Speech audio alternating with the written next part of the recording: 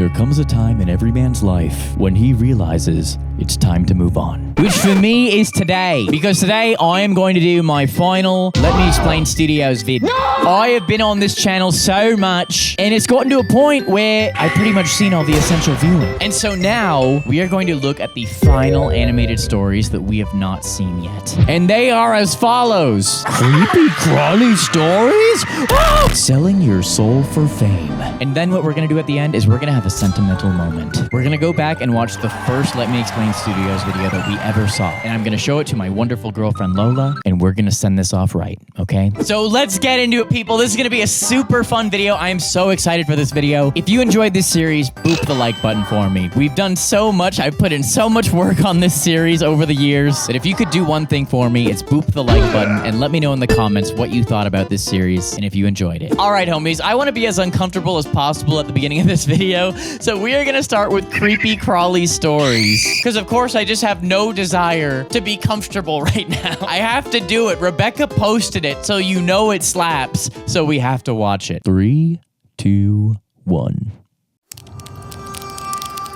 Oh, no, no, no, no. Not the scorpion. You live in Arizona? Why do you have scorpions? Excuse me, sir. I believe you're lost. Oh. Hell is this way.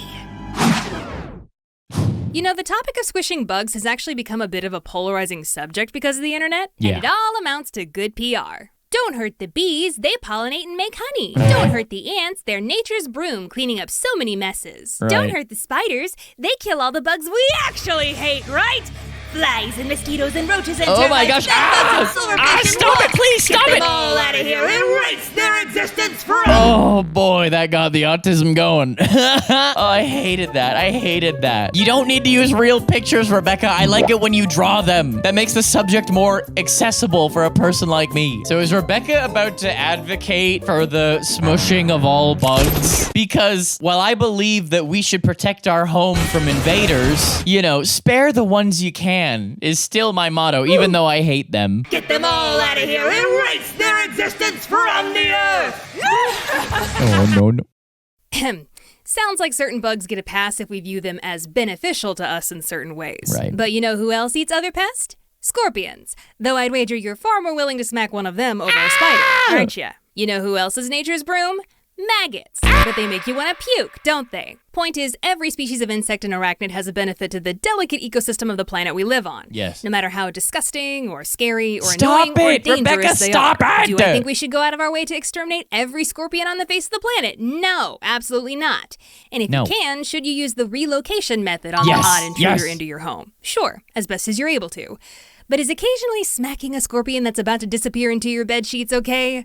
Okay, every Canadian watching this video is like, what the heck am I looking at? When I was growing up in Canada, I did not know that scorpions were a real thing in the United States of America. I did not know that America had scorpions. In Canada, we just have squirrels and beavers. And if you go up north, I think there are some pretty gnarly spiders. But for the most part, in Canada, we just have friendly furry things. Or actually, don't test your luck with Canadian wildlife because some of them are savages. Do not try and hug a bear, okay? Don't try to hug a bear in the Canadian forest. It will not go well for you. Trust me, I've seen The Revenant. But is occasionally smacking a scorpion that's about to disappear into your bed sheets okay? Who's to say? I guess that's the discussion. I have definitely taken on a more empathetic stance on bugs as I get older, Good. but it wasn't always that way. There was a weird phase I went through starting about the age of 11 where I suddenly and totally inexplicably became scared of most bugs. Funny, that's about the time that my family went to Disney's Animal Kingdom for the first time. No. But I'm sure that's entirely unrelated. Oh, it is. Wow.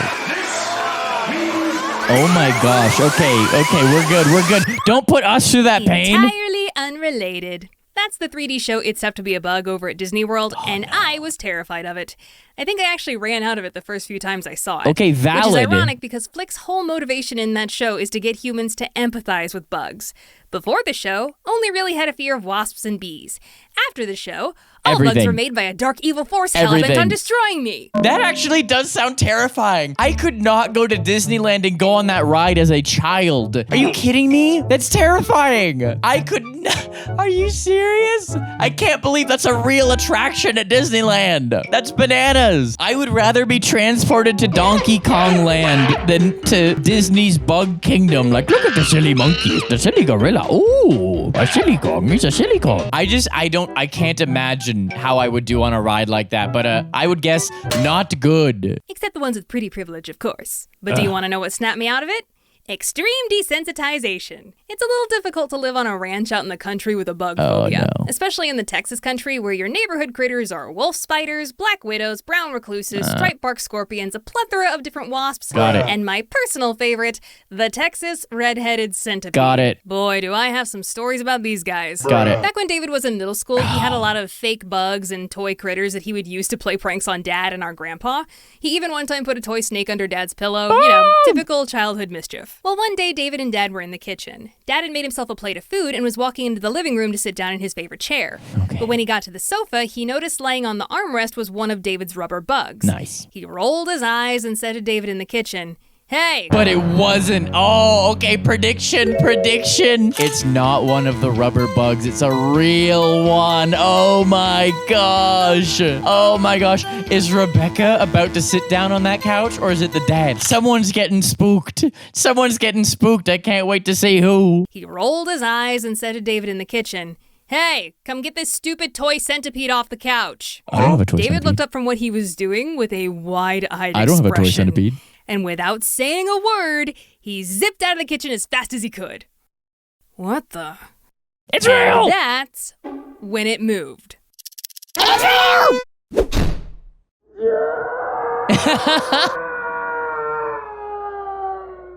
It's David real. waited for 5 minutes, hoping that would be enough time.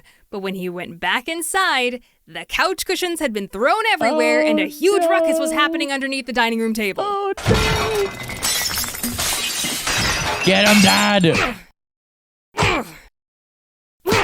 Get him. Dad emerged from under the table like a battle-weary soldier. The threat has been neutralized. So here's a fun fact about Rachel she probably doesn't want me to tell. She has a major aversion to small crawly things. And there have been numerous times Why don't you show 20 pictures of them on screen so that when Rachel watches this video, she will be so grateful for you doing that. Just like I'm sure many of the viewers are, Rebecca. Thank you so much. She has a major aversion to small crawly things.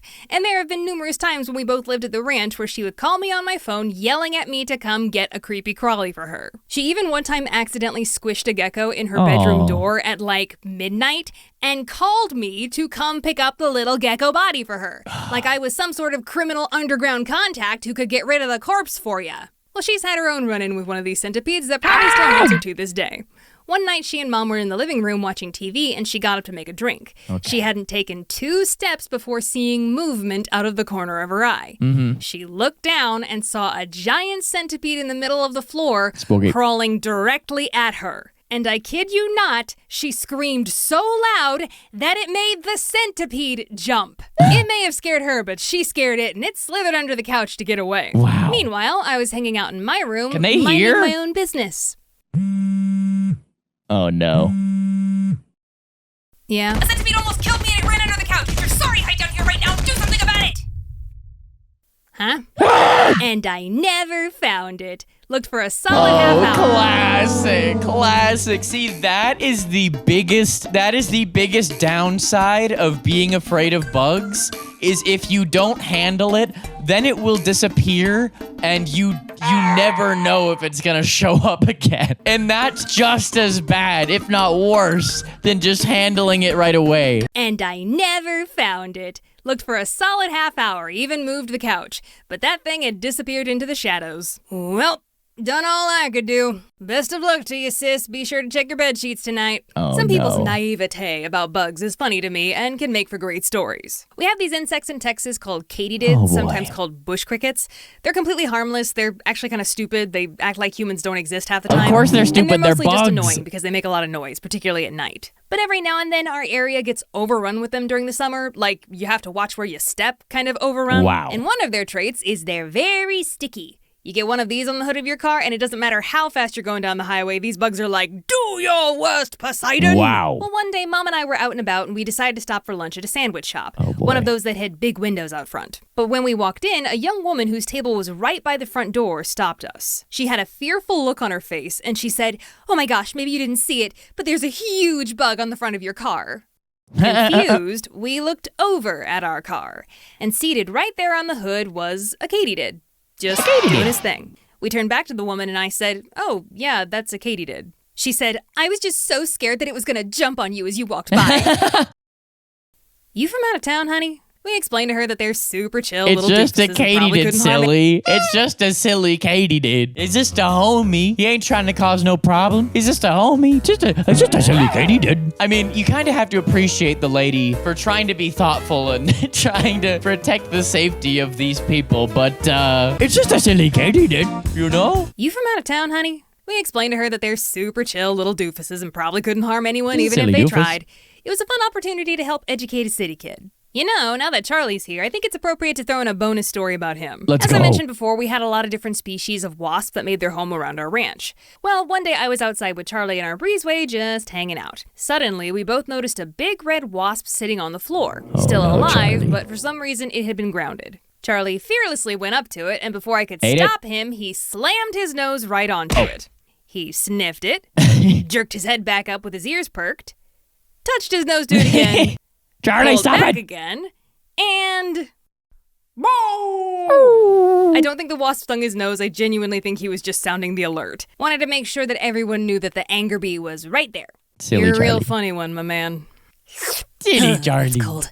You gotta love dogs. Dogs straight up do not care. It's so funny the things that dogs care about and the things that they just could not care less about. I think, honestly, if we lived in the wild as humans, we probably wouldn't care too much about bugs, honestly. But we spend our whole lives indoors, you know? So we're not used to it when they show up all of a sudden, you know? It's very spooky. That was a fun story. I think this next one's a little deeper, a little more serious, and it's gonna cover a very deep topic. And so guys, I need you to be ready because we're gonna do a quick dark story, selling your soul for fame. Are you ready, people? 3, 2, 1. Strobe warning. This video contains strobing, flashing lights that may cause discomfort for some viewers. Okay. Is this spooky? Is this around Halloween or is it candy corn? It's just you. Yes. Sorry, I thought you were something else. Hey, Something explainers else, and YT. entertainers. Happy Halloween! Hello. Well, It's don't just definitely dangle Halloween. off my balcony like a creeper. Come on up. Got pumpkin pies cooling in the kitchen. Should be enough for everyone when they're Ooh, done. pumpkin. I love a good pumpkin. Don't worry about that storm. Pretty sure it's gonna pass right by us. But it certainly sets a mood, doesn't it? Yeah. You know, living out here in this treehouse alone in the woods is pretty great. Can't complain. Is it really? Not at all. Where do you charge your Except- iPad? Where do you charge your iPad? Or how are you supposed to watch YouTube for 12 hours a day? Living in a treehouse would be cool in some ways, but if I couldn't charge and watch YouTube for 10 hours a day, it would be pretty difficult for my autistic brain. I'm gonna keep it real. Except, I mean, sometimes your brain kind of plays tricks on you. Yeah. Like, I don't know, making you see things out of the corner Oh, of your no, no, eyes, no, no, or no. hear things following you in the woods. Oh no. Clearly the spooky season is getting to me. Yeah. Anyways, when I was thinking about what I could possibly do for Halloween, suddenly this ghost story just kind of came to me. Okay. So while I carve up a pumpkin, Okay. I'll spin you a tale about greed, pride, and being careful what you wish for. Oh, let's go. Let's go. Once upon a time, there was a poor musician who lived alone with his daughter. Okay. He dreamed of one day having riches beyond his wildest fantasies, his name being known far and wide in the pages of history. Okay. One night, the musician sought the counsel of Satan himself, What? asking the Prince of Darkness to fulfill his desires. Satan agreed, but warned the Oh, musician no. that it would cost his soul, His soul. and the life he would receive may not be what he expected. The musician waved away the warning and demanded his wish be fulfilled. Oh my gosh. So- She's about to get real deep with this. People talk about this topic all the time. Oh, we're gonna have a lot to say about this. This is a really crazy, deep topic. All right, selling your soul for fame. I didn't know if she was gonna get literal about it. She's being very literal about the whole thing. This is the actual concept of selling your soul. But there's gonna be so much to talk about with it. Oh boy, here we go. So, taking the musician's soul as payment, Satan granted fame and fortune upon his house. No. Soon the musician began to travel from town to town playing his music for crowds while his daughters sang and danced. Okay. But though the musician played beautifully, the people became enraptured not by his music, but by the charm and talent of his daughter. They cheered her name and threw coins at her feet. Because he sold his soul? Soon she had become so well known that they were called upon to perform in the houses of lords and ladies, in large, majestic theaters for hundreds of onlookers, and even for members of royalty. Wow. The musician and his daughter became fabulously wealthy, and everyone from pauper to prince knew the daughter's name and face. The musician wanted for nothing. But he sold his soul to get it. And so, regardless of if he has it, he ain't gonna be happy. The musician wanted for nothing and rubbed elbows with the highest of elite society. But it was not enough. He soon Greed. became bitter, Greed. jaded, and lonely. He realized that no one cared for him or his music. They only spoke of his daughter. The man's legacy was not his own, but that of his child's. For this, I traded my immortal soul? Yup. It cannot be, Yup. he cried.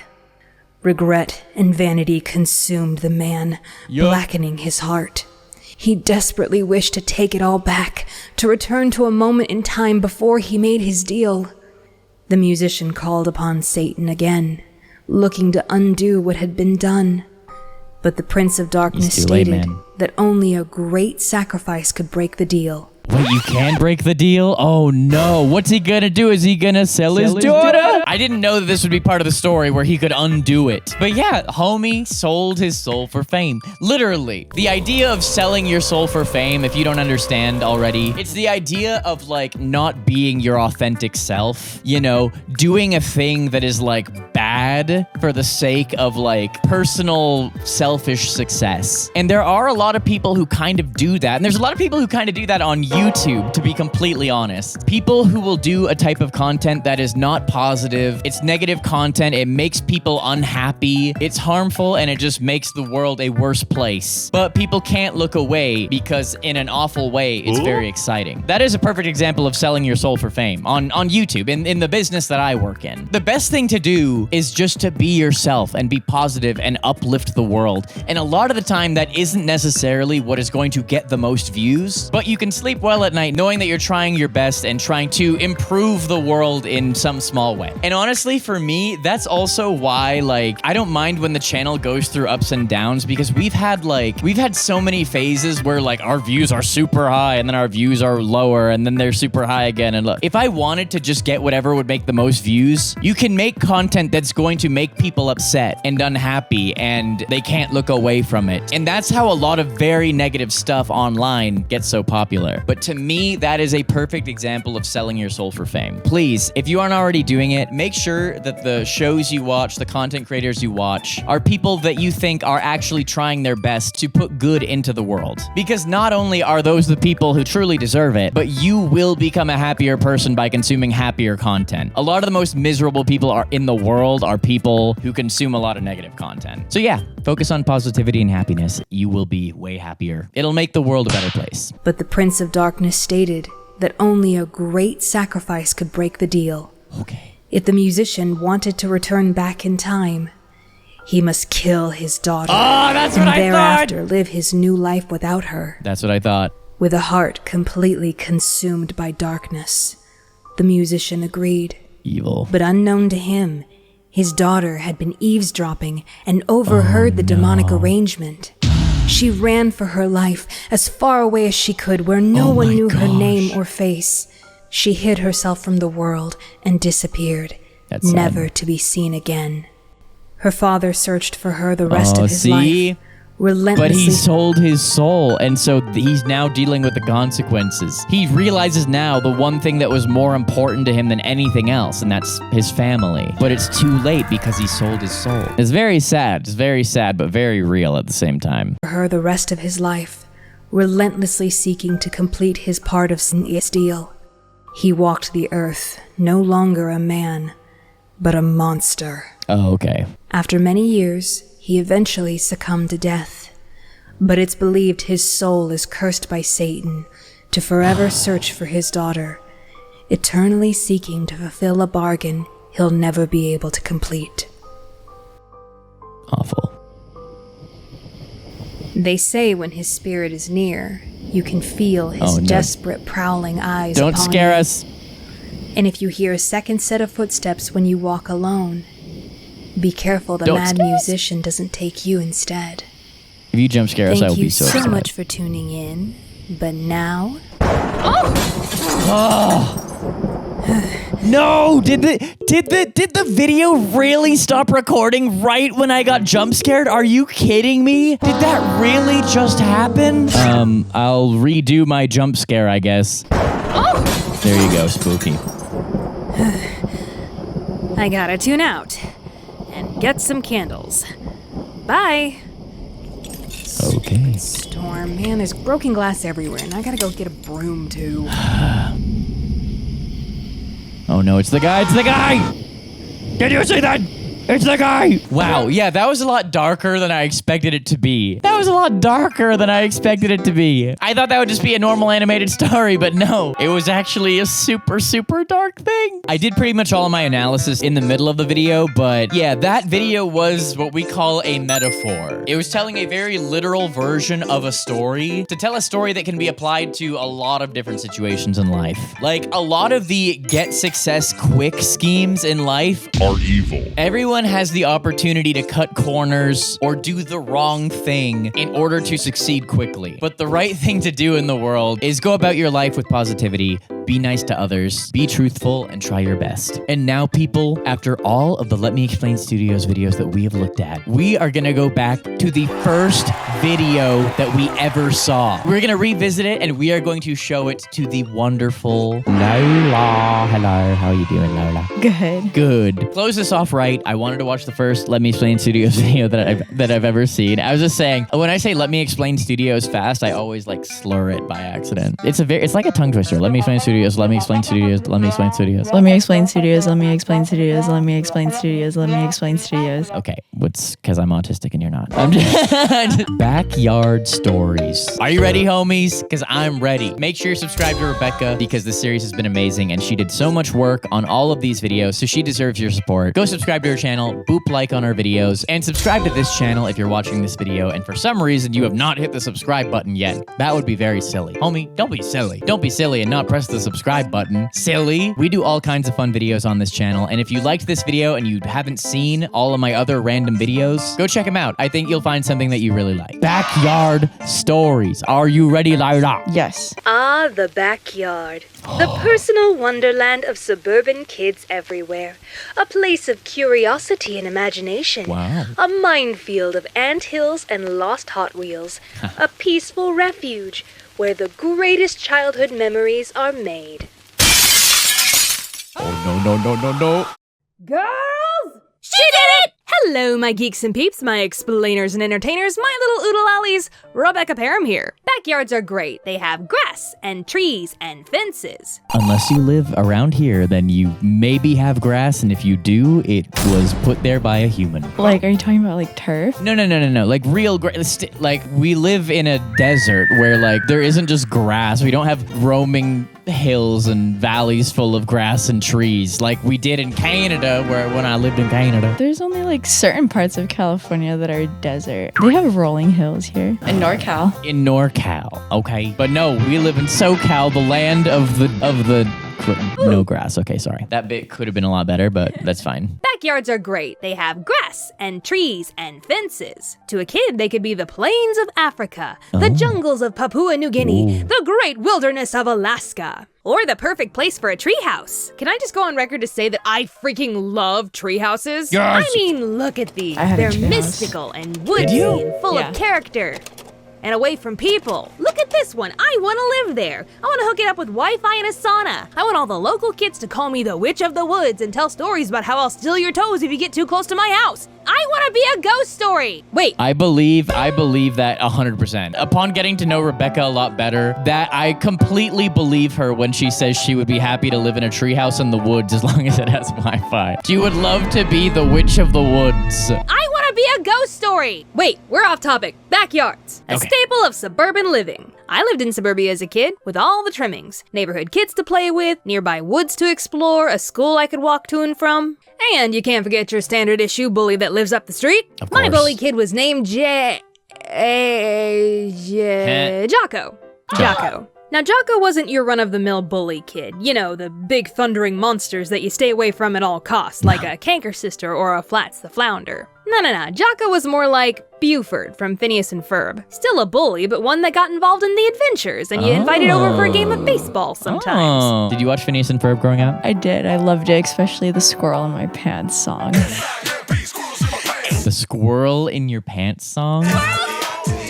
I didn't see Phineas and Ferb growing up. Phineas and Ferb came out like right when I got into high school. To me, it was like SpongeBob and stuff. And by the time Phineas and Ferb came out, I was kind of like done watching cartoons in a sense. Unless it was SpongeBob, obviously. Well, I loved Perry the Platypus. Yeah, I heard he's pretty epic. He was a weird one for sure. One time we were over at his house in his backyard, and he needed to, release the hounds. But Okay. instead of Oh, going no. inside and doing his business like a normal person, No. he popped a squat right there in the grass and made fertilizer. What? And then his dog I ate. did He not also know that's once what she was found a gonna say. lighter in our backyard and decided that he wanted to make a campfire. And my sister and I were just like, He didn't yeah, wipe. sure, sounds fun. At some point during our tomfoolery of Yeah, that's the concern. He didn't wipe, not just the fact that he did that in front of those people. I actually don't remember a lot of this. This was a year and a half ago that I watched Let Me Explain Studios for the first time. And so I actually don't. This is still throwing me for a loop. I'm still. Well, I haven't seen this one. You haven't seen this one? No.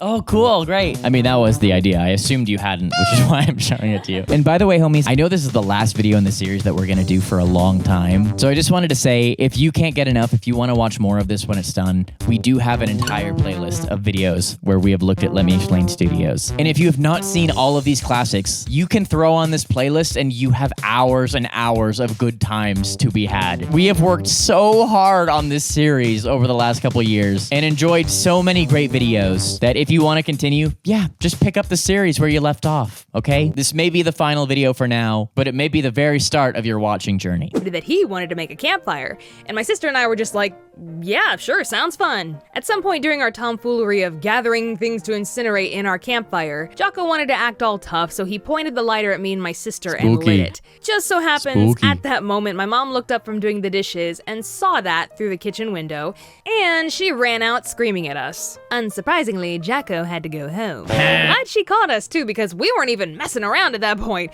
We were gonna light a freaking pyre. Give the hellfire and brimstone preacher something to talk about, if you know what I mean. Yeah. Lord, save us from the unholy demons known as the Param children, thank you, Jesus. Actually, my dad did call me a firebug sometimes when I was a kid because I tended to like fire. I was And also a still kinda do. firebug. Hey, it's You were a firebug? Explain. Let you explain Studios. I loved lighting things on fire. And my dad encouraged me. He encouraged you. Like, what did you light on fire? Very illegal in California. Were they legal at the time? No. Then let's censor the word. Okay, but it was at least the things you were lighting on fire were things that were supposed to be lit on fire. They were literally designed to be lit on fire. And one time my Barbie's hair. Well, that's your Barbie, and it's free. You're free to do whatever. But I would imagine that burning Barbie hair is probably not something you want to inhale. So that's the biggest concern for me, and the mental health of a person who would light their Barbie's hair on fire. I tended to like fire, and still kinda do. Hey, it's warm and pretty and gets rid of evidence. Yeah. Everything you want in a boyfriend. But the big story that I remember about Jocko was the tree incident. One day, my sister and I were playing baseball with Jocko in our backyard when one of us hit the ball over the fence into the neighbor's yard. Our neighbor wasn't home and their backyard gate was locked, so Jocko came up with a bright idea. He began climbing our giant oak tree so he could swing over to the neighbor's tree, climb down, and retrieve the ball.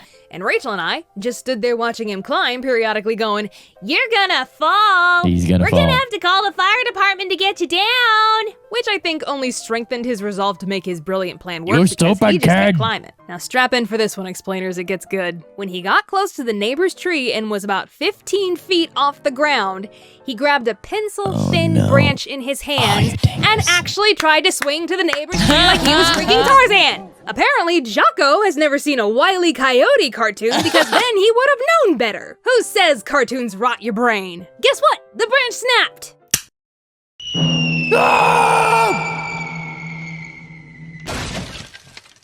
Ah! Mom! Jocko had not only... Yeah, it's gonna happen. Have you ever fallen from high heights as a kid? I don't remember, but I've never broken a bone, so. You better knock on wood right now. No, that's not real wood. That's stupid wood. You hold this microphone really quick. Rob's looking for a piece of wood right now so I can knock on it because we're superstitious. And he's picked up his guitar for the first time in like 3 months. 3 months, even though I just did the Valentine's Day video for you where I played this, you already forgot. Oh my gosh, you made me a Valentine's Day video? That's so sweet. Why are we still here? I have to go read the comments now. No, you know what though? You haven't said anything about the Valentine's Day video yet on the channel, so why don't you say what you thought? I was really surprised by the Valentine's Day video because he was like, "Did you read the comments on the newest video?" And I was like, "I thought I did already." And then he pulls it up on his phone and then I cried a couple of tears because he was like, "If you've never happy cried before, I doubt you will now." But yes, thank you guys for all of the cute comments on the Valentine's Day video. And you know what's so funny is last December we went on a trip for my best friend's birthday and she had a bracelet making station and one of my other best friends made me a bracelet and she wrote Angel Baby on it. And then when we were in the car a couple days ago, Rob actually pointed out that my bracelet said that and that was the name of the song. Which I did not even make that connection to, so it was kind of a crazy coincidence. I did not make that connection either. Genuinely an insane coincidence. I happened to sing a song called Angel Baby for you, and that's what you got on the wrist. Mom! Jocko had not only fallen, no, he had crashed through the neighbor's wet bar, which my sources tell me is a bar or counter equipped with running water and a sink for serving alcoholic beverages in a home environment. And Jocko had completely obliterated this thing. It was like a dinosaur had stepped on it, just went pfft.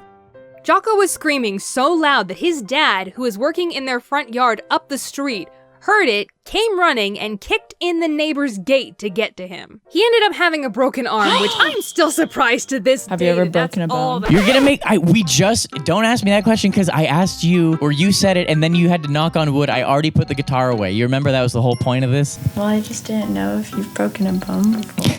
Okay, no I haven't, and now I have to go knock on wood again. From the damage that I saw to this wet bar, I'm surprised he's not dead. There should have been some fractured ribs or That's a brain SpongeBob damage or reference. something. Well, I Yes. guess if you're meant to hang, you won't drown. He also had to pay the neighbor back for the wet bar, just to add insult to injury. Rolling on with the theme of breaking things, my sister and I actually did the childhood cliche of breaking a window with a baseball. You thought that opening skit was just a witty farce, huh? No, actually happened. My sister and I were in the backyard playing baseball with the neighborhood kids. Big surprise there. I was pitching, she was batting. I tossed her the ball, she hit it, it veered off to the right and crashed right through my parents' bedroom window. And everyone in that backyard except Rachel hit the deck. My parents came racing outside and found my sister standing there with bat in hand, completely flustered. The absolute Both fear. of my parents were mad. The absolute fear of breaking someone's window with a baseball. My parents' window actually did get broken by a baseball when I was in the basement, but it was like the neighbors. Like the neighbors did it. And Did they talk to them? oh yeah, of course. It was like a neighborhood kid. But yeah, there's got to be nothing scarier than like knowing that you just broke someone's window and then having to face those people. Both of my parents were mad, but my mom told Rachel to go get her piggy bank because she was gonna pay for it. But Dad jumped in and said, "Hey, that's not fair. It was an accident. Every kid gets to break one window with a baseball." Yeah, that was my dad for you. That's a good He never dad. forgot what it was like to be a Yeah. kid, so he wanted the most fulfilling childhood for us, including all of the classic mistakes like breaking a window with a baseball. Aw. So now I gotta tell one on me. About time, I suppose. When I was about 9 and should have known better, I would sometimes pass the time in the backyard by taking an old fence post, laying it over the side of our raised garden beds, and jumping on the end of it, launching an array of different materials into the air. Rocks, pebbles, grass, Very sticks, safe. anything. This is what we did before we had the internet, kids. One day, I really wanted to launch a ball off of my makeshift catapult, but there was a problem. The ball would roll off of the fence post before I could launch it. I remember this now. I remember this. Do you have any guesses? Any guesses as to what's gonna happen? She'll break another window. No. She's gonna hit herself in the face. Maybe. I think I know. I don't want to spoil it. She's gonna hit herself in the face with the board. I think I don't want to spoil it, but I remember what happens here. There was a problem. The ball would roll off of the fence post before I could launch it. Physics. Who knew? And in order to complete my little experiment, I needed an assistant. Oh, David! My little brother David was about 3 at the time and was very susceptible to suggestion. Yeah. Which worked out perfectly for me, Relatable. not so perfectly for him. I told him on the count of 3 he was going to put the ball on the fence post so I could quickly jump on the other This is end even before it worse. rolled off. Simple enough, wouldn't you say? But when I counted to 3 to commence our experiment, he did something Oh no. a little unforeseen. He leaned down directly over the fence post to very David, carefully stop it. place the ball. And by the David, time I please. looked over and saw him doing that, Too late. it was too late. Goodbye, My David. entire weight came down and the fence post smacked I him would be right so in the scared. face. Well, I'm dead. I bequeath everything to my teddy ruxpin. David rightfully screamed at the top of his lungs. Yeah, see, I have had experiences like that as the little brother who just believes everything that people tell me. I would have done something like this. If I was Rebecca's little brother and I was in that situation, I absolutely would have trusted her with my life and let that board smack me in the face. Another question I have, since you were the little brother, did your siblings beat you up? I mean, in a loving way. In a loving way. If my brother's watching this video, I'm so sorry. I beat you in every fight. David rightfully screamed at the top of his lungs and ran inside to Mom and Dad, who were not happy at all. David's whole face swelled up, and Oh there was my a puncture gosh. wound on his cheek that was maybe an inch away from his eye. And he still has a scar there to this day. Wow. I got in a lot of trouble, and my parents yelled at me that I could have blinded him, even though it was an accident and he wasn't supposed to put his face over the catapult. Yeah, every child gets one face to break with a plank. Right, Dad? Keep that same energy, Dad. Just kidding. Danger makes things very different. Even though it was an accident and he wasn't supposed to put his face over the catapult. But I felt really bad, to the point where I still felt bad years later into adulthood Yeah. when someone would bring up this story. Yeah. But now, I've animated it and shown it to 1 million people, so it holds no more power over me anymore. Animation, my antidepressant. So yeah, backyards, imagination, magic, wonder, childhood trauma, you get the idea. But seriously guys, go spend some time outside, get some sunshine and fresh Valid, air, it builds valid. character. It's also Yeah. really good for your mental health. That is valid. That is probably a good message to also send. If you are someone who's going through a hard time and you're struggling mentally and you haven't been outside in a long time, you should definitely go outside. I promise it will help. Yes, touch grass. That is literally why they made up the term touch grass, because literally going outside, it reminds you what being an actual human is like, rather than a person who just spends all their time on the internet taking in culture, taking in our artificial 2025 culture. So yeah, go outside if you're having a hard time. It'll help you. And now thank you, Lola, for checking out that video with me. I'm gonna wrap this thing up, okay? And homies, thank you for joining me on this adventure. Day may come where Rebecca Rebecca's posted more videos and there's enough for me to watch on a video again. But for now, we're gonna just keep focusing on our other series. But if you really can't get enough, if you really want more right now, here's the whole playlist of times we looked at Let Me Explain Studios. All of these videos are so fun and so funny. From the ham slices with Kermit to the time I showed Lola for the first time. Why don't you go have yourself a watching spree? Here's Rebecca's channel. Make sure you're subscribed. And then if you want to watch something else, here's another video that I think you'll like. Thank you so much, people. And thank you, Rebecca. You're the best. RobertIDK, Let Me Explain Studios, forever.